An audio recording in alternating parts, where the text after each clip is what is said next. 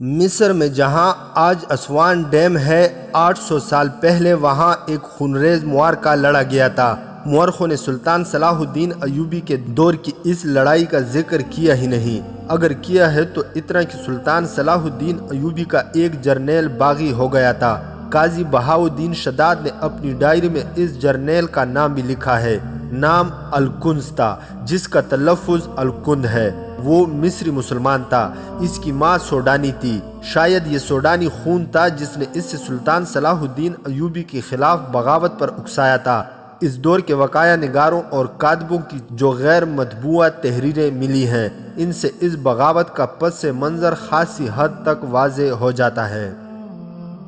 یہ 1174 کے آخر اور 1175 کے اوائل کا عرصہ تھا، جب سلطان صلاح الدین ایوبی مصر سے غیر حاضر تھا۔ اس سے پہلے پوری تفصیل سے سنایا جا چکا ہے کہ نور الدین زنگی مرحوم کی وفات کے فوراً بعد شام کے حالات اس صورت میں بگڑ گئے تھے کہ مفاد پرست عمران زنگی مرحوم کے 11 سالہ بیٹے کو سلطنت کی گدی پر بٹھا دیا اور صلیبیوں سے گٹھ جوڑ کر کے خود مختاری کے راستے پر چل پڑے تھے۔ سلطنت اسلامیہ ٹکڑے ٹکڑے ہو کر صلیبیوں کے پیٹ میں جا رہی تھی۔ سلطان صلاح الدین ایوبی دمشق پہنچا، تھوڑی سی معرکہ آرائی اور دمشق کے شہریوں کے تعاون سے اس نے دمشق پر قبضہ کر لیا۔ خلیفہ اور اس کے حواری امراء اور جرنیل حلب کو بھاگ گئے، جہاں انہوں نے صلیبیوں سے جنگی مدد حاصل کی۔ صلیبیوں نے مدد کا جھانسا دے کر مسلمان فوج کو مسلمان فوج سے ٹکرا دیا۔ سلطان صلاح الدین ایوبی نے حمص اور حماد کے قلعے سر کر لیے۔ حلب کے محاصرے میں اس سے غیر متوقع مزاحمت کا سامنا ہوا۔ اس کے ساتھ ہی تریپولی کے صلیبی حکمران ریمانڈ نے حملہ کر دیا۔ سلطان صلاح الدین ایوبی کو حلب کا محاصرہ اٹھا کر پیچھے آنا پڑا تاکہ صلیبی فوج کو راستے میں روکا جا سکے۔ سلطان صلاح الدین ایوبی کے دستوں کی برق رفتاری نے اس کی چال کو کامیاب کیا اور ریمانڈ لڑائی سے منہ پھیر گیا، مگر یہاں لڑائی ختم نہیں ہوئی تھی۔ اصل جنگ تو یہیں سے شروع ہوئی تھی۔ سلطان صلاح الدین ایوبی ارستان سلسلہ کو میں اپنی فوج کو پہلائے ہوئے تھا۔ اس کا مقابلہ 3 دشمنوں کے ساتھ تھا، ایک الصالح اور اس کے حواری امراء کی فوج تھی، دوسرے صلیبی فوج اور تیسرا موسم۔ یہ جنوری فروری 1175 کے دن تھے، جب پہاڑیوں کی چوٹیاں برف سے ڈھکی ہوئی تھی، یخ جھکڑ چلتے اور وادیاں ٹھٹر رہی تھی۔ سلطان صلاح الدین ایوبی وہاں اس طرح الجھ گیا تھا جیسے زنجیروں میں جکڑا گیا ہو۔ مصر کے متعلق وہ مطمئن نہیں تھا۔ وہاں کی فوج کی کمان وہ اپنے بھائی العادل کے سپرد کر آیا تھا۔ اس فوج میں سے سلطان صلاح الدین ایوبی نے کمک بھی منگوائی تھی۔ مصر پر سمندر کی طرف سے صلیبیوں کا اور جنوب سے سوڈانیوں کے حملے کا خطرہ تو تھا، لیکن زیادہ خطرہ صلیبیوں اور سوڈانیوں کی زمیندوز تخریب کاری کا تھا جو مصر میں جاری تھی۔ دشمن کی جاسوسی اور تخریب کاری کو بہت حد تک دبایا جا چکا تھا، مگر یہ کہنا غلط تھا کہ دشمن اس زمیندوز میدان سے بھاگ گیا ہے۔ سلطان صلاح الدین ایوبی نے انہی خطروں سے نبردآزما ہونے کے لیے اپنی انٹیلیجنس کے ماہر سربراہ علی بن سفیان کو قاہرہ میں ہی رہنے دیا۔ اس نے العادل کو بھی اس ضمن میں بہت سی ہدایات دے دی تھی، مگر جو جگہ سلطان صلاح الدین ایوبی کی غیر حاضری سے خالی ہو گئی تھی، اسے العادل اور علی بن سفیان مل کر بھی پر نہیں کر سکتے تھے۔ مصر کی سرحدوں اور ساحل کی دیکھ بھال کے لیے سرحدی دستوں کی چوکیاں اور ان کے پہرے تھے۔ سلطان صلاح الدین ایوبی نے العادل کے متعلق یہ حکم دے دیا تھا کہ سوڈانی سرحد پر ذرا سی بھی گڑبڑ کریں تو شدید جنگی نوعیت کی جوابی کارروائی کرو اور سوڈان کے اندر جا کر لڑو، مگر ایک ضرورت ایسی تھی جس کی طرف کسی نے بھی توجہ نہ دی، یہ تھی سرحدی دستوں کی بدلی۔ ان دستوں میں بیشتر سپاہی اور بعض کمانڈر ایسے تھے جو 2 سال سے زیادہ عرصے سے سرحد کی ڈیوٹی پر تھے۔ وہ سپاہی تھے جنہوں نے دشمن سے معرکے لڑے تھے، لہٰذا ان کے دلوں میں دشمن کے خلاف نفرت بھری ہوئی تھی۔ سوڈانیوں کو تو وہ کچھ سمجھتے ہی نہیں تھے۔ ان سے پہلے جو دستے سرحد پر تھے وہ اچھے ثابت نہیں ہوئے تھے۔ ان کی موجودگی میں مصر کی منڈی سے اناج اور دیگر ضروری اشیاء سمگل ہو کر سوڈان چلی جاتی تھی۔ سلطان صلاح الدین ایوبی نے محاذ سے واپس آ کر ان دستوں کو بدل دیا اور وہ دستے بھیجے تھے جو محاذ سے آئے تھے۔ ان دستوں نے سرحد پر پہنچ کر عدم بپا کر دیا تھا۔ گشتی پہرے والوں کو کوئی چیز ہلتی نظر آتی تو اس سے زیادہ بوجھتے تھے۔ وہ تیز رفتار تھے اور ان کی نظریں عقابی تھی۔ انہوں نے سرحد صحیح معنوں میں سربمر اور مکفل کر دی تھی۔ یہ 2-2.5 سال پہلے کی بات تھی۔ ابتدا میں ان دستوں میں جوش اور جذبہ تھا اور کرنے کو ایک کام بھی تھا، جیسے ایک مہم تھی۔ وہ جافشانی سے اس میں مگن رہے۔ چند مہینوں میں ہی انہوں نے یہ مہم سر کر لی اور فارغ ہو گئے۔ یہ فراغت ان کے جذبے کو دیمک کی طرح کھانے لگی۔ سلطان صلاح الدین ایوبی ہر پہلو، ہر گوشے اور ہر عنصر پر نظر رکھتا تھا، لیکن سرحدی دستوں کی بدری اتنی معمولی سی بات تھی جس پر وہ ذاتی توجہ نہ دے سکا۔ سرحدی دستوں کا شعبہ الگ تھا، جس کا کمانڈر سالار یعنی جرنیل کے عہدے کا ایک فرد تھا، اور یہ الکند تھا۔ یہ اس کے فرائض میں شامل تھا کہ وہ سال میں 3 بار نہیں تو 2 بار سرحدی دستوں کی بدلی کرتا رہتا۔ اس نے یہ بے حد ضروری کارروائی نہ کی۔ اس کوتاہی کے اثرات سامنے آنے لگے۔ سپاہی ایک ہی قسم کے ماحول اور فضا میں ایک ہی قسم کی زمین پر رہتے اور پہرے دیتے اکتاہٹ محسوس کرنے لگے۔ سوڈان خاموش تھا، سمگلنگ بند ہو چکی تھی۔ فراغت اور کاہلی سپاہیوں کی نفسیات پر تخریبی اثرات ڈال رہی تھی۔ ان کے لیے کام بھی نہیں تھا اور ان کے لیے تفریح بھی کوئی نہیں تھی۔ موسم میں بھی کوئی تبدیلی نہیں آتی تھی۔ ریت سمندر اور ریت کے ٹیلے ایک ہی جیسے تھے، جیسے صدیوں سے چلے آ رہے تھے۔ آسمان کا رنگ ایک ہی جیسا رہتا تھا۔ اس کیفیت اور سپاہیوں کی اکتاہٹ کا پہلا اثر یہ دیکھنے میں آیا کہ وہ گشتی پہرے پر جاتے تو راہ جاتے مسافروں سے یہ پوچھنے کے بجائے کہ وہ کون ہیں اور کہاں جا رہے ہیں اور ان کے پاس کیا ہے، وہ انہیں روک کر ان سے گپ شپ لگاتے اور ان سے ادھر ادھر کی باتیں پوچھتے۔ یہ دل بہلانے کا ایک ذریعہ تھا۔ چوکیوں کی ذمہ داری کے علاقے میں کوئی گاؤں تھا، سپاہی وہاں چلے جاتے اور گپ بازی سے دل بہلا آتے۔ سرحد کے رکھوالوں کا یہ انداز ملک کے لیے خطرناک تھا، مگر وہ سپاہی تھے اور اکتائے ہوئے بھی تھے۔ انسانی فطرت کا تقاضا تھا کہ وہ کہیں نہ کہیں سے تسکین حاصل کرتے۔ وہاں آتے جاتے مسافر تھے، رات بھر کے لیے پڑاؤ کرنے والے قافلے تھے، یا کہیں کوئی آباد گاؤں تھا۔ وہ ہر کسی کے ساتھ گھل مل گئے۔ مصر کے سرحدی لوگوں پر ان کا جو ڈر تھا وہ دور ہو گیا۔ ان کے کمانڈر بھی سپاہیوں جیسے ہی انسان تھے۔ وہ بھی وقت گزارنے اور تفریح کے ذرائع ڈھونڈنے لگے تھے۔ جب سلطان صلاح الدین ایوبی دمشق کے لیے روانہ ہونے لگا تو اتنی عجلت میں تھا کہ سرحدوں کے متعلق تمام تر ہدایات دینے کے باوجود اس کے ذہن میں یہ نہ آئی کہ پرانے دستوں کی بدلی کے احکام بھی دے دیتا۔ اسے غالباً اطمینان ہوگا کہ ان کا کمانڈر الکند تمام تر ضروریات پوری کرتا رہتا ہے۔ سلطان صلاح الدین ایوبی کے جانے کے بعد العادل نے فوجوں کی کمان لی تو اس نے الکند سے پوچھا کہ سرحد پر جو دستے ہیں وہ کب سے اس ڈیوٹی پر ہیں؟ الکند نے جواب دیا کہ وہ بہت عرصے سے وہی ہیں۔ کیا سرحد پر مزید دستے بھیجنے کی ضرورت ہے؟ العادل نے پوچھا۔ اور کیا پرانے دستوں کو قاہرہ بلا کر نئے دستے بھیجنے کی ضرورت ہے؟ نہیں، الکند نے جواب دیا۔ یہی وہ دستے ہیں جنہوں نے ملک سے اناج، مویشی اور ہتھیار وغیرہ کے چوری چھپے باہر جانے کو روکا تھا۔ وہ اب سرحد اور ارد گرد کے علاقوں کے عادی ہو گئے ہیں۔ وہ اب دور سے مشتبہ انسان کی بو سونگھ کر اسے پکڑ لیتے ہیں۔ ان کی جگہ اگر نئے دستے بھیجے گئے تو پرانے دستوں جیسا تجربہ حاصل کرتے انہیں 1 سال سے زیادہ عرصہ چاہیے۔ ہمیں ایسا خطرہ مول نہیں لینا چاہیے۔ العادل اس جواب سے مطمئن ہو گیا تھا۔ اسے بتانے والا کوئی نہ تھا کہ یہی الکند رات کو اپنے گھر میں بیٹھا کہہ رہا تھا، یہ سرحدی دستے بیکار ہو چکے ہیں۔ میری یہ کوشش کامیاب ہے کہ میں نے ان کی بدلی نہیں ہونے دی۔ انہوں نے سرحد کے لوگوں کے ساتھ گہرے دوستانہ تعلقات پیدا کر لیے ہیں۔ ان کی حالت یہ ہو گئی ہے کہ ان کے پیٹ تو بھرے رہتے ہیں، کھانے پینے کی انہیں کوئی شکایت نہیں۔ میں ان کے لیے ضرورت سے زیادہ خوراک بیچتا ہوں، لیکن ان کی حالت بھوکے بھیڑیوں کی سی ہو گئی ہے۔ کوئی قافلہ گزرتا ہے تو وہ قافلے والوں کی عورتوں کو منہ کھول کر دیکھتے رہتے ہیں۔ اب ہم اپنا کام کر سکتے ہیں۔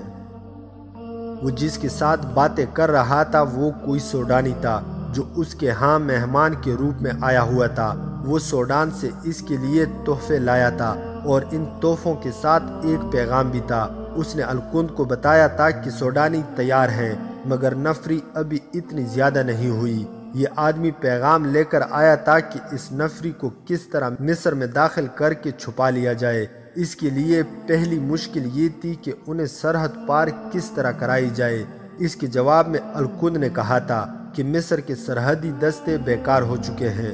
الکند ان چند 1 سالاروں میں سے تھا جن پر سلطان ایوبی کو بھروسہ تھا۔ الکند نے کبھی شک بھی نہیں ہونے دیا تھا کہ وہ مصر کی امارت کا وفادار نہیں۔ علی بن سفیان تک کو اس نے دھوکے میں رکھا ہوا تھا۔ اس کا یہ کارنامہ کہ اس نے 2-2.5 سال پہلے سمگلنگ روک دی تھی اور سرحدیں سربمر کر دی تھی اسے بہت فائدہ دے رہا تھا۔ کوئی بھی نہ جان سکا کہ وہ سرحدوں کا بھیدی بن چکا ہے۔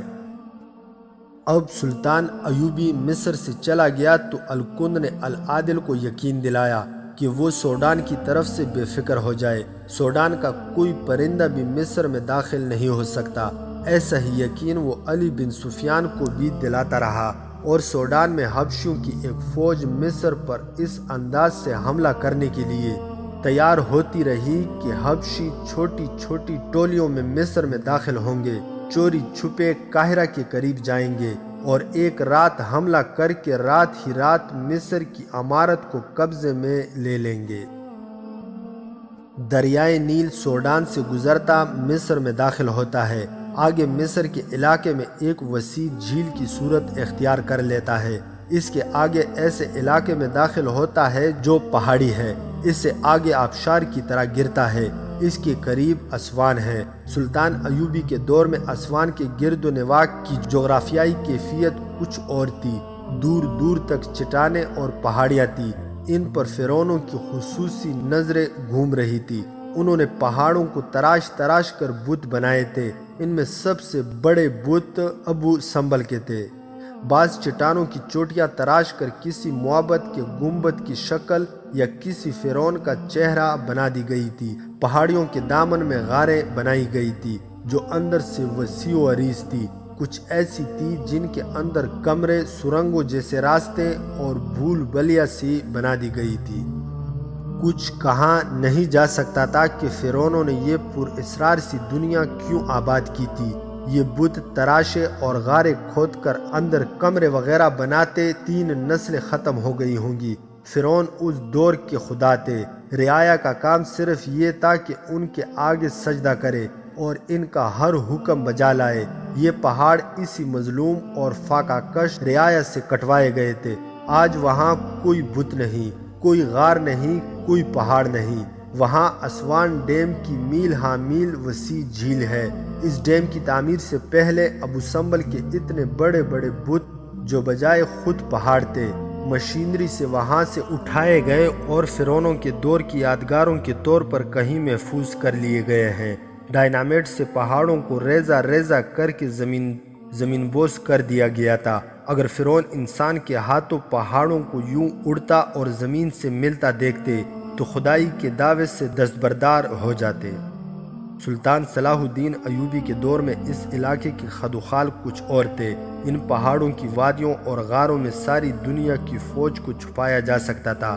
سلطان ایوبی نے ذاتی طور پر سرحد کے اس علاقے پر زیادہ توجہ دی تھی جہاں سے دریائے نیل مصر میں داخل ہوتا تھا۔ سوڈانی کشتیوں کے ذریعے مصر میں داخل ہو سکتے تھے۔ اس کے لیے اس راستے پر نظر رکھنے کے لیے ایک چوکی قائم کی گئی تھی جو دریا سے دور تھی۔ چوکی سے دریا نظر نہیں آتا تھا اور دریا سے چوکی نظر نہیں آتی تھی۔ یہ فاصلہ دانستہ رکھا گیا تھا۔ دریا سے چوری چھپے گزرنے والے اس خوش فہمی میں مبتلا رہے کہ انہیں دیکھنے اور پکڑنے والا کوئی نہیں۔ دریا پر کشتی پہرے کے ذریعے نظر رکھی جاتی تھی۔ 2 گھڑ سوار ہر وقت گشت پر رہتے تھے اور ان کی ڈیوٹی بدلتی رہتی تھی۔ مصر سے سلطان ایوبی کی غیر حاضری کے دنوں کا واقعہ ہے کہ دن کے وقت دریا کی دیکھ بھال والی سرحدی چوکی کے 2 گھڑ سوار گشت پر نکلے اور معمول کے مطابق دور تک نکل گئے۔ ایک جگہ دریا کے کنارے سبزہ زار تھا۔ سایہ دار درخت تھے اور یہ جگہ بہت ہی خوبصورت تھی۔ گشت والے سنتری اس جگہ آ کر آرام کیا کرتے تھے۔ ایک عرصے سے انہوں نے کسی سوڈانی کو دریا سے آتے نہیں دیکھا تھا۔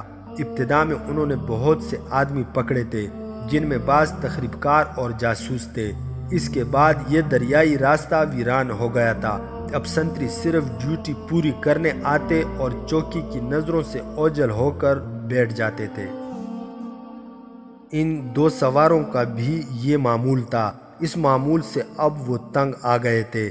دریا کے کنارے اتنی سرسبز جگہ بھی انہیں اچھی نہیں لگتی تھی۔ ہر روز دریا کو دیکھ دیکھ کر وہ اس کے حسن سے اکتا گئے تھے۔ یہاں انہیں باہر کی دنیا کی اگر کوئی چیز نظر آتی بھی تھی تو وہ صحرائی لومڑی تھی جو دریا سے پانی پیتی اور سنتریوں کو دیکھ کر بھاگ جاتی تھی، یا ماہی گیروں کی ایک آدھ کشتی نظر آتی تھی۔ وہ ماہی گیروں سے پوچھتے کہ وہ کہاں کے رہنے والے ہیں، پھر انہوں نے یہ پوچھنا بھی چھوڑ دیا تھا، اور اس کے بعد ماہی گیروں نے بھی وہاں جانا چھوڑ دیا تھا۔ اس روز وہ سنتری گشت کے علاقے میں گئے تو وہ اکتائی ہوئی سی باتیں کر رہے تھے جن کا لب لباب یہ تھا کہ ان کے ساتھی قاہرہ، سکندریہ اور دوسرے شہروں میں عیش کر رہے ہیں اور وہ اس جنگل بیابان میں پڑے ہیں۔ ان کے لب و لہجے میں احتجاج تھا اور بے اطمینانی بھی۔ وہ اس سرسبز جگہ سے کچھ دور تھے تو انہیں وہاں 4-5 اونٹ بندھے ہوئے نظر آئے۔ 8-10 آدمی بیٹھے ہوئے تھے اور 4 آدمی دریا میں نہا رہے تھے۔ دونوں سوار آگے چلے گئے مگر رک گئے۔ وہ کوئی انسان نہیں ہو سکتے تھے۔ انہیں جس چیز نے حیرت سے زیادہ خوف میں مبتلا کر دیا تھا وہ یہ تھی کہ دریا میں 4 آدمی نہیں بلکہ 4 جوان لڑکیاں نہا رہی تھی۔ انہوں نے 70 باریک کپڑوں سے ڈھانپے ہوئے تھے۔ وہ دریا میں اس جگہ ڈبکیاں لگا رہی تھی جہاں پانی ان کی کمر تک تھا۔ ان کے جسموں کے رنگ مصریوں کی نسبت زیادہ ستھرے اور جاذب تھے۔ وہ کہے لگا رہی تھی۔ گھڑ سوار یہ سمجھ کر ڈر گئے کہ یہ جل پریاں ہیں یا آسمان سے اتاری ہوئی پریاں یا فرعونوں کی شہزادیوں کی بدرو ہیں۔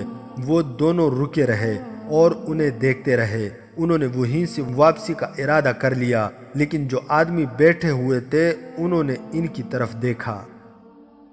2 آدمی اٹھ کر ان کی طرف آئے۔ لڑکیوں نے بھی انہیں دیکھ لیا تھا۔ وہ چاروں دریا سے نکل کر کنارے کی خشک اوٹ میں چلی گئی۔ گھڑ سواروں کا خوف ذرا کم ہوا۔ وہ آخر فوجی تھے۔ قریب جا کر انہوں نے ان 2 آدمیوں سے پوچھا کہ وہ کون ہیں اور یہاں کیا کر رہے ہیں۔ دونوں آدمیوں نے جھک کر سلام کیا۔ وہ صحرائی لباس میں تھے۔ انہوں نے بتایا کہ وہ قاہرہ کے تاجر ہیں، بہت سے سرحدی دیہات میں مال فروخت کر کے واپس جا رہے ہیں۔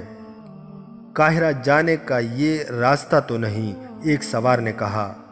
لڑکیوں کا شوق ہے کہ دریا کے کنارے کنارے جائیں گے، ایک نے جواب دیا۔ ہم اپنے کام سے فارغ ہو گئے ہیں، واپسی کی کوئی جلدی نہیں، 2-3 راتیں یہیں قیام کریں گے۔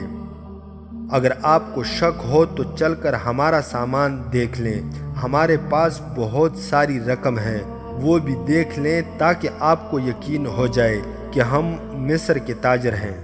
دونوں گھڑ سوار ان کے ساتھ چل پڑے اور قیام کی جگہ پہنچے تو سب اٹھ کھڑے ہوئے۔ سب نے جھک کر سلام کیا، پھر دونوں کے ساتھ مصافحہ کیا۔ ایک آدمی نے پوچھا کہ وہ ان کا سامان کھول کر دیکھیں گے۔ گھڑ سوار سنتری گھوڑوں سے اتر چکے تھے۔ انہوں نے ایک دوسرے کی طرف دیکھا اور کہا کہ وہ سامان نہیں دیکھیں گے۔ ایک آدمی نے سلطان صلاح الدین ایوبی کی فوج کی تعریفیں شروع کر دی۔ پھر انہوں نے ان دونوں کی جوانی، دلیری اور فرض کی تعریفیں کی۔ ایسی کوئی بات نہ کی جس سے ان دونوں کو کوئی شک ہوتا۔ اس دوران چاروں لڑکیاں کپڑے پہن کر اور بال جھاڑ کر آ گئی تھی، لیکن وہ شرمائی سی پرے ہٹ کر کھڑی رہیں۔ اس ویرانی میں ان سپاہیوں نے 2-2.5 سال بعد باہر کے چند آدمیوں کی محفل دیکھی اور انہیں عورت ذات نظر آئی۔ ان لڑکیوں میں انہوں نے عورت کا ہر ایک روپ دیکھا، ماں، بہن، بیوی، اور وہ عورت بھی جو ماں ہوتی ہے، نہ بہن نہ بیوی۔ دونوں کی نظریں ان لڑکیوں نے گرفتار کر لی۔ لڑکیاں انہیں دیکھ دیکھ کر شرماتی اور منہ چھپا کر مسکراتی تھی۔ ان کے شرم و حجاب سے پتہ چلتا تھا کہ یہ سب اچھے خاندان کے لوگ ہیں۔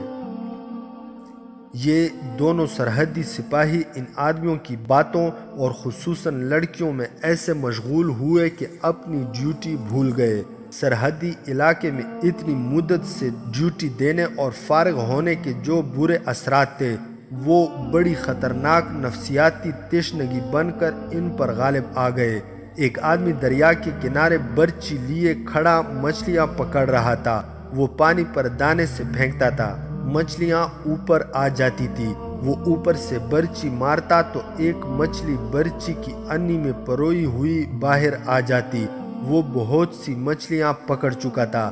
کسی نے لڑکیوں سے کہا کہ وہ مچھلیاں بھونیں۔ چاروں لڑکیاں دوڑی گئیں۔ انہوں نے آگ جلائی اور مچھلیوں کو کاٹ کر آگ پر رکھ دیا۔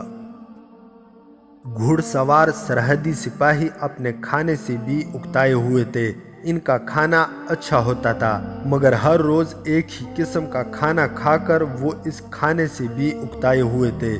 دریائے نیل کے کنارے ان کے سامنے بھونی ہوئی مچھلی اور خشک پکا ہوا گوشت رکھا گیا تو دیکھ کر ہی ان پر نشہ طاری ہو گیا۔ سب مل کر کھانے لگے تو کھانا اور زیادہ لذیذ ہو گیا۔ کھانے کے دوران ان دونوں نے دیکھا کہ ایک لڑکی ان کے ایک گھوڑے کی گردن اور ذہن پر ہاتھ پھیرتی اور گھوڑے کو اشتیاق سے دیکھتی تھی۔ لڑکیاں مردوں کے ساتھ کھانے پر نہیں بیٹھی تھی۔ گھوڑے والا سپاہی لڑکی کو دیکھ رہا تھا جو گھوڑے پر ہاتھ پھیر رہی تھی۔ لڑکی نے ادھر دیکھا تو مسکرا کر اس نے منہ پھیر لیا کیونکہ اس گھوڑے کا سوار اسے دیکھ رہا تھا۔ ان سپاہیوں نے اتنی خوبصورت لڑکیاں پہلے کبھی نہیں دیکھی تھی۔ ایک بوڑھے نے سپاہیوں سے کہا، ان لڑکیوں نے کبھی گھوڑے کی سواری نہیں کی اور یہ جو لڑکی گھوڑے کے قریب کھڑی ہے گھڑ سواری کی شوقین ہے لیکن اس سے گھوڑے پر بیٹھنے کا کبھی موقع نہیں ملا۔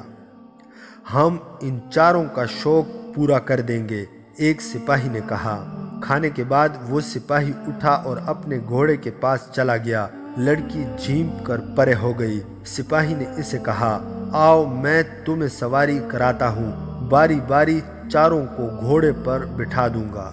کسی نے لڑکی سے کہا، ان سے شرماؤ نہیں، یہ تو تمہاری عزت اور ملک کے رکھوالے ہیں، یہ نہ ہو تو صلیبی اور سوڈانی معلوم نہیں تمہارا کیا حشر کریں۔ لڑکی جھجکتی شرماتی گھوڑے کے قریب گئی۔ سپاہی نے اس کا پاؤں اٹھا کر رکاب میں ڈالا اور اسے اٹھا کر گھوڑے پر بٹھا دیا۔ سپاہی کو کسی نے آواز دی اور کچھ کہا۔ سپاہی اس طرف متوجہ ہوا۔ اچانک گھوڑا دوڑ پڑا۔ لڑکی کی چیخیں سنائی دی۔ سپاہی نے گھوم کر دیکھا، گھوڑا سرپٹ دوڑا جا رہا تھا۔ اس کے اوپر لڑکی ادھر ادھر گرتی اور سنبھلنے کی کوشش کر رہی تھی۔ سب نے شور بپا کر دیا کہ گھوڑا بے لگام ہو گیا ہے، لڑکی گر کر مر جائے گی۔ سپاہی کے قریب اس کے ساتھی کا گھوڑا کھڑا تھا۔ وہ اچھل کر اس گھوڑے پر سوار ہوا اور ایڑ لگا دی۔ لڑکی والا گھوڑا ایک چٹان سے گھوم کر نظروں سے اوجھل ہو گیا۔ سپاہی نے اپنے گھوڑے کی رفتار انتہا تک پہنچا دی۔ اس سے معلوم تھا کہ لڑکی گری اور اس کا پاؤں رکاب میں پنسا رہ گیا تو اس کی ہڈیاں ٹکڑے ٹکڑے ہو جائیں گی اور گھوڑا اسے گھسیٹ گھسیٹ کر ہڈیوں سے گوشت اتار دے گا۔ سپاہی نے گھوڑا چٹان سے موڑا۔ آگے کھلی وادی تھی۔ لڑکی کو گھوڑا اٹھائے دوڑا جا رہا تھا۔ کچھ آگے جا کر گھوڑا مڑا اور پھر نظروں سے اوجھل ہو گیا۔ سپاہی کو لڑکی کی چیخیں اور گھوڑے کے ٹاپو سنائی دے رہے تھے۔ وہ آگے جا کر موڑا، اسے گھوڑا نظر نہ آیا۔ عجیب بات یہ تھی کہ اسے اب کوئی آواز سنائی نہ دے رہی تھی، نہ گھوڑے کے ٹاپو نہ لڑکی کی چیخیں۔ وہ سمجھا گھوڑا کسی کھڈ میں جا گرا ہے۔ اس نے گھوڑے کی رفتار کم کر دی۔ کچھ اور آگے گیا تو ایک اوٹ سے اسے لڑکی کی آواز سنائی دی، ادھر جلدی سے میرے پاس آ جاؤ۔ سپاہی نے ادھر دیکھا تو اس پر خوف طاری ہو گیا۔ گھوڑا کھڑا تھا اور لڑکی اطمینان سے اس پر سوار تھی۔ اس کے چہرے پر ڈر یا گھبراہٹ نہیں بلکہ ہونٹوں پر مسکراہٹ تھی۔ سپاہی نے ایک بار تو ارادہ کر لیا کہ گھوڑے کو ایڑ لگائے اور بھاگ جائے۔ اسے یقین ہو گیا تھا کہ یہ لڑکی شرشرار یا بدروح ہے اور اسے دھوکے سے اس ڈھکی چھپی جگہ لے آئی ہے۔ اور اب اس کا خون پی جائے گی، لیکن وہ جیسے جکڑ لیا گیا ہو۔ لڑکی کی مسکراہٹ اور اس کے سراپا میں کوئی ایسی قوت تھی جس نے سپاہی کے گھوڑے کا رخ لڑکی کی طرف کر دیا۔ تم سپاہی ہو، مرد ہو، لڑکی نے اس سے کہا۔ مجھ سے ڈر رہے ہو؟ وہ اس کے قریب گیا تو لڑکی نے اس کا ہاتھ اپنے ہاتھ میں لے کر کہا، گھوڑا بے لگام نہیں ہوا تھا، میں نے اس سے خود ایڑ لگائی اور بھگایا تھا اور چیخیں مار کر یہ ظاہر کیا تھا کہ گھوڑا بے لگام ہو گیا ہے اور میں گر پڑوں گی۔ مجھے امید تھی کہ تم میرے پیچھے آؤ گے، میں اناڑی نہیں شہسوار ہوں۔ تم نے یہ دھوکہ کیوں دیا ہے؟ سپاہی نے پوچھا۔ مجھے تمہاری مدد کی ضرورت ہے، لڑکی نے کہا۔ میں یہ باتیں سب کے سامنے نہیں کر سکتی تھی۔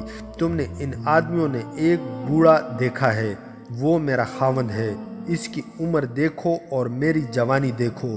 میرے ساتھ جو لڑکیاں ہیں ان میں سے ایک میری طرح ایک بوڑھے آدمی کی بیوی بنا دی گئی ہے۔ تم جانتے ہو کہ لڑکی کو جس کے ساتھ باندھ دو وہ بول نہیں سکتی۔ یہ بوڑھا مجھے خوش کرنے کے لیے اپنے ساتھ لیے پھرتا ہے۔ یہ سب تاجر ہیں، ہمیں بھی اپنے ساتھ لیے پھرتے ہیں۔ دوسری دو لڑکیاں کون ہیں؟ سپاہی نے پوچھا۔ وہ دونوں شادی شدہ ہیں، لڑکی نے جواب دیا۔ ان کے خاوند جوان ہیں، وہ انہیں سیر سپاٹے کے لیے ساتھ لاتے ہیں۔ تم میری مدد کرو۔ اگر یہ لوگ تمہیں اغوا کر کے لائے ہوتے تو میں ان سب کو چوکی لے جاتا۔ سپاہی نے کہا، تم اس کی بیوی ہو۔ میں نے اسے اپنا خاوند تسلیم نہیں کیا، لڑکی نے کہا۔ تمہیں دیکھا ہے تو میرے دل میں اس بوڑھی کی نفرت اور زیادہ ہو گئی ہے، اس نے جذباتی لہجے میں کہا۔ تمہیں پہلی نظر میں دیکھ کر میرے دل سے آواز آئی کہ یہ ہے تمہارا خاوند۔ خدا نے تمہیں اس خوبرو جوان کے لیے پیدا کیا ہے۔ میں اتنا خوبصورت نہیں جتنا تم نے کہا ہے، سپاہی نے کہا۔ تم مجھے کیوں دھوکہ دے رہی ہو؟ تمہارے دل میں کیا ہے؟ خدا جانتا ہے کہ میرے دل میں کیا ہے، لڑکی نے مایوس سے لہجے میں کہا۔ وہی تمہارے دل میں رحم ڈالے گا۔ اگر تم میرے دل کی آواز کو دھوکہ سمجھتے ہو تو میں اپنے خاوند کے پاس نہیں جاؤں گی، گھوڑے کو ایڑ لگاؤں گی اور سیدھی دریا میں گھوڑے سمیت کود جاؤں گی۔ خدا سے جا کر کہوں گی کہ تم میرے قاتل ہو۔ وہ ایک تشنا سپاہی تھا، سرحد کی ڈیوٹی سے اکتایا ہوا۔ اس نے جب یہ سنا تو اس کا دل موم ہو گیا۔ وہ سپاہی تھا، جوان تھا اور یہی اس کی شخصیت تھی۔ لڑکی کے حسن و شباب اور اس کے انداز اور اس کی باتوں نے اسے موم کر دیا۔ البتہ اس احساس کا اس نے اظہار کر دیا، میں کم تر سپاہی ہوں اور تم شہزادیوں سے کم نہیں۔ تم مخمل سے نکل کر میرے ساتھ اس ریت پر اور ان چٹانوں میں زندہ نہیں رہ سکو گی۔ اگر خواہش مخمل اور دولت کی ہوتی تو اس بوڑھے خاوند سے بہتر میرے لیے کوئی خاوند نہیں ہو سکتا تھا، لڑکی نے کہا۔ اس نے اپنی دولت میرے قدموں میں ڈال رکھی ہے، لیکن میں کسی سپاہی کی بیوی بننا چاہتی ہوں۔ میرا باپ بھی سپاہی ہے، دو بڑے بھائی بھی سپاہی ہیں، وہ دمشق اور شام کے محاذ پر سلطان صلاح الدین ایوبی کی فوج میں ہیں۔ مجھے اس بوڑھے کے حوالے میری ماں نے کیا ہے۔ ہم غریب لوگ ہیں، میری خوبصورتی میری بدنصیبی کا باعث بنی ہے۔ میں شہسوار ہوں، یہ میرے خاوند کو معلوم نہیں۔ ہمارے خاندان کی دولت یہی عسکری روایات ہیں۔ میں نے ہمیشہ یہ خواہش کی کہ سلطان صلاح الدین ایوبی کی فوج میں شامل ہو جاؤں۔ اگر یہ ممکن نہ ہو تو کسی سپاہی کے ساتھ شادی کر لوں۔ تم ریت اور چٹانوں کی باتیں نہ کرو، میں اس ریت کی پیداوار ہوں، اور جب میرا خون اس ریت میں جذب ہو جائے گا تو میری روح مطمئن ہو کر خدا کے حضور جائے گی۔ میں تمہاری مدد کس طرح کر سکتا ہوں؟ آؤ، لڑکی نے کہا، آہستہ آہستہ واپس چلتے ہیں، وہ لوگ ہمارے پیچھے آ رہے ہوں گے۔ راستے میں تمہیں بتاؤں گی کہ میں نے کیا سوچا ہے۔ وہ چل پڑے۔ لڑکی نے کہا، میں تمہیں یہ نہیں کہوں گی کہ مجھے اپنے ساتھ لے چلو، یہ جرم ہوگا۔ میرا خاوند قاضی کے پاس چلا جائے گا اور ہم دونوں سزا پائیں گے۔ پہلے اس خاوند سے آزاد ہونا ہے، اس کا ایک ہی طریقہ ہے کہ اسے ایسے طریقے سے قتل کیا جائے کہ یہ قتل نہ لگے۔ قتل تم نہیں کرو گے، میں کروں گی۔ ہو سکتا ہے اسے شراب میں کچھ ملا کر پلا دوں اور رات کو دریا کے کنارے لے جا کر دھکا دے دوں اور کہوں کہ وہ نشے میں دریا میں اتر گیا تھا۔ اس کے لیے 2-4 روز انتظار کرنا پڑے گا۔ میں اسے یہیں رکھوں گی۔ تمہارے پاس کوئی زہر ہے؟ سپاہی نے پوچھا۔ لڑکی نے کہکا لگایا اور کہا، تم بدھو سپاہی ہو۔ میں قاہرہ کے دور اوپر علاقے کی رہنے والی ہوں جس میں سے یہ دریا گزرتا ہے۔ ہماری خوراک مچھلی ہے۔ مچھلی کا پتہ زہر سے بھرا ہوتا ہے۔ تم نے دیکھا ہے کہ ہم یہاں بھی مچھلیاں پکڑتے ہیں۔ میں مچھلی کا پتہ الگ کر کے چھپا لوں گی اور اس میں سے چند قطرے بوڑے کی شراب میں ملا دوں گی، پھر اسے سیر کے بہانے دریا کے کنارے لے جاؤں گی۔ پھر میں تمہیں کس طرح لے جاؤں گا؟ وہ مر گیا تو میں آزاد ہوں گی۔ لڑکی نے جواب دیا، میں سب سے کہہ دوں گی کہ تم میں سے کوئی بھی میرا وارث نہیں جو مجھے اپنی مرضی کی شادی سے روکے۔ میں تمہارے ساتھ چلی جاؤں گی۔ تم مجھے اپنے گھر بھیج دینا اور سنو، تم مجھے ملتے رہنا۔ اب چلے جاؤ گے تو پھر کب آؤ گے؟ میں صرف گشت پر آ سکتا ہوں، سپاہی نے جواب دیا۔ چوکی دور ہے، گشت کے بغیر ہم گھوڑا استعمال نہیں کر سکتے۔ میری گشت اس ساتھی کے ساتھ کل رات کے دوسرے پہر ہوگی۔ میں یہیں آ جاؤں گی۔ لڑکی نے اسے کہا، میں تمہیں اسی راستے پر ملوں گی، کہیں چھپ کر بیٹھ جائیں گے۔ لڑکی نے اس کا ہاتھ پکڑ لیا۔ سپاہی نے اس کی طرف دیکھا تو لڑکی نے اس کی آنکھوں میں آنکھیں ڈال دی۔ سپاہی کے تمام شکوک رفع ہو گئے۔ اس نے لڑکی کا ہاتھ دل پر رکھ کر دبایا۔ وہ جب اس جگہ پہنچے جہاں سے لڑکی کا گھوڑا چٹان کی اوٹ میں ہو گیا تھا، انہیں تمام آدمی نظر آئے۔ وہ اسی طرف دیکھ رہے تھے۔ انہیں دیکھ کر وہ ان کی طرف دوڑ پڑے۔ دونوں گھوڑوں سے اترے۔ لڑکی کا بوڑھا خاوند سپاہی کے ساتھ لپٹ گیا۔ اس کی آواز کانپ رہی تھی۔ دوسرے آدمیوں نے بھی والہانہ انداز سے اس کا شکریہ ادا کیا۔ لڑکی نے انہیں جھوٹ موٹ کی کہانی سنا دی اور کہا کہ اس سپاہی نے اپنی جان خطرے میں ڈال کر اس سے بچایا ہے، ورنہ گھوڑا اس سے کسی پتریلے کھڈ میں گرا کر مار دیتا۔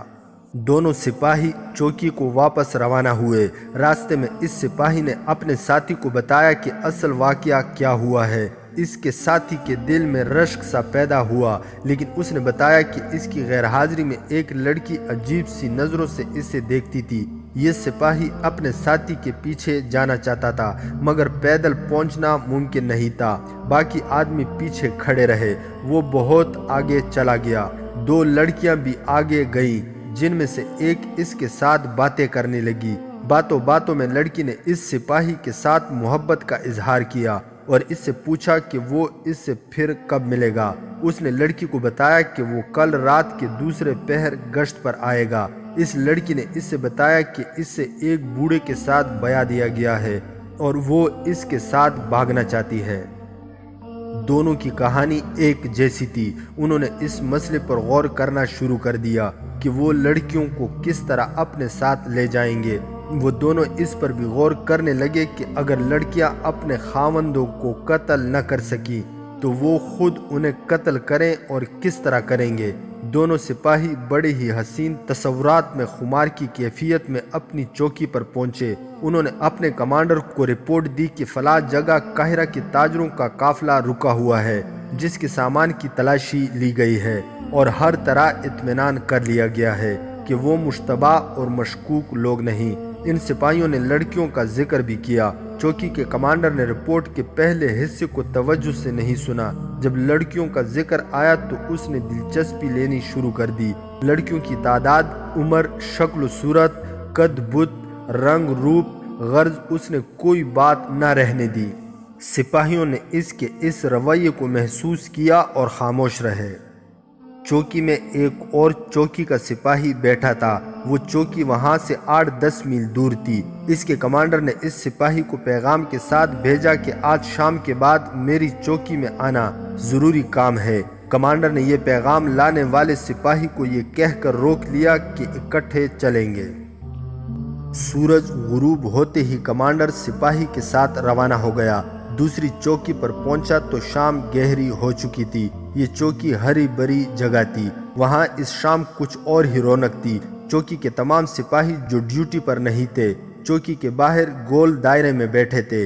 मशालें जल रही थी। चौकी का कमांडर वहां नहीं था। इसके खेमे में गए, वहां 2 लड़कियां बैठी थी और 3 सहराई आदमी भी थे। इनके करीब साज और दफ पड़े थे। मेहमान कमांडर के आते ही खाना चुना गया। सब खा चुके तो चौकी के कमांडर के कहने पर साजिंदे और लड़कियां बाहर चली गईं। दूसरी चौकी के कमांडर ने पूछा कि ये कौन लोग हैं और बाहर क्या हो रहा है। ये लड़कियां नाचने वाली हैं, कमांडर ने जवाब दिया, और इनके साथ साजिंदे हैं। यहाँ से गुजर रहे थे, पानी पीने के लिए रुके तो मैंने उन्हें बिठा लिया। लड़कियां अच्छी लगी, मैंने उन्हें खाना भी खिलाया। ये जा रहे थे, मेरे कहने पर रुक गए। आज रात उन्हें यहीं रखूंगा। मुझे ये सिलसिला अच्छा नहीं लगा, दूसरे कमांडर ने कहा। सरहद पर आकर ये अयाशी सिपाहियों को खराब करेगी। इसके बगैर सिपाही ज़्यादा ख़राब हो रहे हैं, मेज़बान कमांडर ने कहा। एक हमारे वो साथी हैं जो शहरों में ऐश कर रहे हैं, एक हम हैं जो मालूम नहीं कब से यहाँ बूगीर कुत्तों की तरह आवारा फिर रहे हैं। क्या तुम्हें सिपाहियों ने कभी परेशान नहीं किया कि इनकी जगह दूसरे दस्ते लाए जाएं? मेरी चौकी में तो 2 सिपाही आपस में लड़ भी चुके हैं, मेहमान कमांडर ने कहा। अब तो सिपाहियों को मामूली सी बात पर गुस्सा आ जाता है। सिपाही उन्हें चीख चीख कर दाद दे रहे थे। 3-4 सिपाहियों ने लड़कियों की तरफ पैसे फेंके, जो लड़कियों ने ये कहकर वापस कर दिए कि वो वतन के मुआवजों से पैसे नहीं लेंगी। इनके साजिंदों ने भी सिपाहियों से कहा कि अगर वो नाच गाने से खुश होते हैं तो उन्हें जब भी बुलाया जाएगा वो बिला उजरत आ जाया करेंगे। इन तमाशाइयों में 2 कमांडर थे। इनके ओहदे कोई ज़्यादा ऊंचे तो नहीं थे, फिर भी वो जिम्मेदार अफराद थे और दोनों अपनी जिम्मेदारियों को भूल चुके थे। उन्होंने ये मालूम करने की भी कोशिश न की कि नाचने गाने वाली ये पार्टी आई कहाँ से है और जा कहाँ रही है, और जो कुछ साजिंदों ने अपने मुतल्लिक बताया वो सही भी है या नहीं। कमांडरों ने यह भी न देखा कि तमाशाइयों में मिस्र के सहराई लिबास में जो चंद एक आदमी आ बैठे हैं वो कौन हैं और कहाँ से आए हैं, और इन कमांडरों ने यह भी न देखा कि चौकी के 4 सिपाही गश्ती पहरे से जल्दी वापस आ गए हैं और इनकी जगह दूसरे 4 सिपाही पहरे के लिए गए ही नहीं। चौकी से कुछ दूर रात की तरह सियाह चेहरे वाले कम व बेश 50 आदमी एक दूसरे के पीछे सोडान की तरफ से आ रहे थे। 2 आदमी इनसे बहुत आगे थे। पीछे वाले थोड़ा सा चलकर रुक जाते थे। आगे वाले 2 आदमी अंधेरे में इधर उधर देखते, रात की आवाज़ों को सुनने की कोशिश करते और गीदड़ों की तरह बोलते। पीछे वाले इस आवाज़ पर आगे चल पड़ते। दूर चौकी से साजों के धीमे धीमे नगमे सरहद की खामोश फिजा में बिखर रहे थे।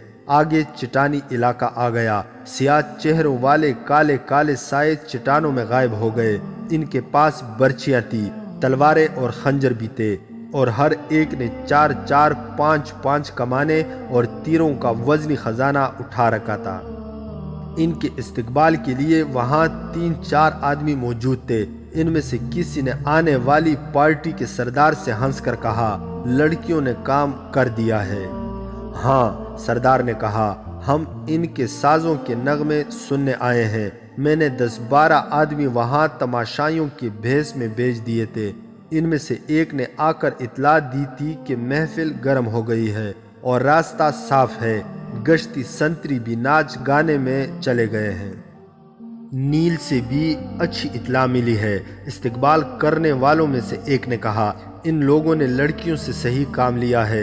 2 सिपाहियों को जो कल रात इस तरफ पहरे पर होंगे फांस लिया गया है। मैंने इतला भेज दी है, कल रात कम से कम 3 बड़ी कश्तियां आ जाएंगी। वो आगे चल पड़े। चट्टानें ऊंची होती गईं, आगे पहाड़ियां आ गई। सरदार रुक गया और उसने सारी पार्टी को भी रोक दिया। उसने इस्तकबाल करने वालों से सरगोशी में कहा, ये न भूलना कि ये सब जैशी हैं। ان کا مذہب عجیب و غریب ہے اور ان کی عادتیں اور رسومات تمہیں حیران کر دیں گی۔ احتیاط یہ کرنی ہے کہ یہ جیسی کیسی مسکہ خیز حرکت کریں، اسے احترام کی نگاہ سے دیکھنا۔ ہم انہیں مذہب کے نام پر لائے ہیں، انہیں جھانسا دیا ہے کہ انہیں اس جگہ لے جا رہے ہیں جہاں خدا رہتا ہے، وہ خدا جو ریت کو پیاسا رکھتا، سورج کو آگ دیتا اور آسمان سے بجلی اور پانی برساتا ہے۔ ایک مشکل پیش آئے گی، یہ لوگ جنگ سے پہلے انسانی قربانی دینے کے قائل ہیں۔ یہ ان کا سردار بتائے گا کہ قربانی مرد کی دینی ہے یا عورت کی، یا ایک مرد اور ایک عورت کی۔ اگر ہم نے ان کی یہ رسم پوری کر دی تو پھر انہیں لڑائی میں دیکھنا، قاہرہ کی اینٹ سے اینٹ بجا دیں گے۔ سلطان صلاح الدین ایوبی کی یہ فوج ان کے سامنے ایک دن سے زیادہ ٹھہر نہیں سکے گی۔ سردار نے سب سے کہا، سجدے میں گر پڑو، تم خدا کے گھر میں آ گئے ہو۔ سب سجدے میں گر پڑے، سردار کے کہنے پر اٹھے اور سردار کے پیچھے چل پڑے۔ یہ سوڈانی حبشی تھے جنہیں مصر میں داخل کیا جا رہا تھا، انہیں چھپانے کے لیے اس پہاڑی خطے کا انتخاب کیا گیا تھا۔ فرعونوں کے وقتوں کی غار جو دراصل زمین دوز عمارتیں تھیں، بہت بڑی فوج کو گھوڑوں اور اونٹوں سمیت چھپا سکتی تھی۔ سوڈان میں خونخوار جیشیوں کو ان کے مذہب اور توہم پرستی کے ذریعے اکٹھا کر کے فوجوں کے خلاف لڑنے کی ٹریننگ دی جا رہی تھی۔ لڑنے کے تو وہ ماہر تھے، ان کے قبیلوں کی جنگیں ہوتی رہتی تھی، تیر اندازی اور نشانے پر برچی پھینکنے کے وہ ماہر تھے۔ سوڈان کے حکمرانوں نے صلیبیوں سے معاہدہ کر کے بہت سے صلیبی فوجی افسروں کو بلا لیا تھا، وہ ان حبشیوں کو منظم اور باقاعدہ کمانڈ کے تحت لڑنے کی ٹریننگ دے رہے تھے۔ ان سے پہلے سوڈانی فوج 2 بار شکست کھا چکی تھی۔ تیسری جنگ اس وقت ہوئی تھی جب سلطان صلاح الدین ایوبی کے بھائی تقی الدین نے سوڈان پر حملہ کیا تھا۔ سوڈانیوں نے یہ حملہ ناکام کر کے تقی الدین کی فوج کو بری طرح بکھیر دیا تھا۔ تقی الدین سلطان صلاح الدین ایوبی کی مدد سے اپنی بچی کچی فوج واپس لے آیا تھا۔ اس میں سوڈانیوں کی ناکامی یہ تھی کہ انہوں نے تقی الدین کا تعاقب نہ کیا اور مصر پر حملہ نہ کیا۔ اگر سوڈانی تعاقب کر تو تقی الدین کی فوج اتنی تھکی ہاری تھی کہ مصر کو سوڈانیوں سے بچا نہ سکتی تھی۔ ان ناکامیوں کو دیکھتے ہوئے صلیبیوں نے سلطان صلاح الدین ایوبی کا طریقہ جنگ آزمانے کی اسکیم بنائی تھی۔ انہوں نے دیکھ لیا تھا کہ سلطان صلاح الدین ایوبی کم سے کم نفری سے زیادہ فوج پر شبخون قسم کا حملہ کرتا اور جم کر لڑنے کے بجائے اپنے دستوں کو گھما پھرا کر لڑاتا اور بڑی سے بڑی گھٹی ہوئی فوج کو بکھیر دیتا ہے۔ انہیں یہ بھی معلوم تھا کہ اس قسم کے حملے کے لیے بڑی ہی سخت ٹریننگ اور خاص قسم کے سپاہیوں کی ضرورت ہوتی ہے۔ عام قسم کی فوج صرف ہجوم کی صورت میں لڑ سکتی ہے۔ چنانچہ انہوں نے حبشی قبائل میں جنگی جنون پیدا کر کے تھوڑی سی فوج تیار کر لی تھی اور انہیں شب خون مارنے کی ٹریننگ دی تھی۔ وہ قاہرہ والوں کو بے خبری میں دبوچ لینا چاہتے تھے۔ اب سلطان صلاح الدین ایوبی مصر میں نہیں تھا، انہیں یقین تھا کہ صلاح الدین ایوبی کی غیر حاضری میں وہ میدان مار لیں گے۔ انہیں اس حملے کی کمان کے لیے ایک ایسے جرنیل کی ضرورت تھی جو مصر کی فوج کا ہو، تاکہ وقت اور قوت کم سے کم صرف ہو اور حملہ صحیح ٹھکانوں پر ہو۔ ان کی یہ ضرورت سلطان صلاح الدین ایوبی کے سالار الکند نے پوری کر دی تھی۔ سوڈان کے حبشیوں کی فوج کو چھپانے کے انتظامات الکند نے ہی کیے تھے۔ اس نے مصری فوج کے 4-5 جونیئر کمانڈر بھی اپنے ساتھ ملا لیے تھے۔ جاسوسوں کے ذریعے اس کا رابطہ سوڈان کے ساتھ تھا۔ اب یہ فوج مصر میں داخل ہو رہی تھی۔ داستان ایمان فروشوں کی اگلی قسط آپ لوگ ہماری نیکسٹ ویڈیو میں ملاحظہ کر سکتے ہیں۔ مزید حقیقی اور تاریخی واقعات کے لیے اس چینل کو سبسکرائب کرنا نہ بھولیے گا۔